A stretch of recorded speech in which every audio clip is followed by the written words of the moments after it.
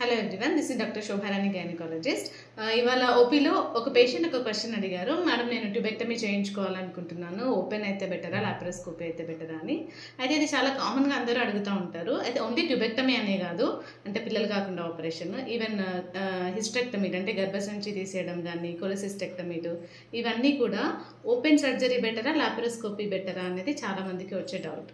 అయితే నేను ఇప్పుడు కొన్ని అడ్వాంటేజెస్ చెప్తాను. ఈ లాప్రోస్కోపీ ఎలా ఉంటుంది, ఓపెన్ సర్జరీ ఎట్లా ఉంటుంది అని. ఈ లాప్రోస్కోపీ సర్జరీని మినిమల్లీ ఇన్వేజివ్ సర్జరీ అని కూడా అంటారు. అండ్ దీని అడ్వాంటేజెస్ ఏంటి అంటే ఇందులో స్మాలర్ ఇన్సిషన్ ఉంటుంది, అంటే చిన్న కోత ఉంటుంది, అండ్ ఫాస్టర్ రికవరీ ఉంటుంది, అండ్ కంపారిటివ్లీ ఇన్ఫెక్షన్ కానీ బ్లీడింగ్ కానీ ఇలాంటివి ఓపెన్ సర్జరీ కంటే కంపారిటివ్లీ లెస్సర్ ఉంటాయి. అండ్ హాస్పిటల్ స్టే కూడా చాలా తక్కువ ఉంటుంది. డిపెండ్ సర్జరీని బట్టి ఒక 1 to 2 days అట్లా ఉంటుంది. And patient normal daily activities resume చేయడానికి చాలా తక్కువ టైం పడుతుంది. ఇంకా వీటితో పాటు మీ previous history of any surgeries కానీ ఇంకేదైనా కాంప్లికేషన్స్ ఉన్నాయా, వీటన్నింటిని బట్టి కూడా డిసైడ్ చేయాల్సి ఉంటుంది. Thank you.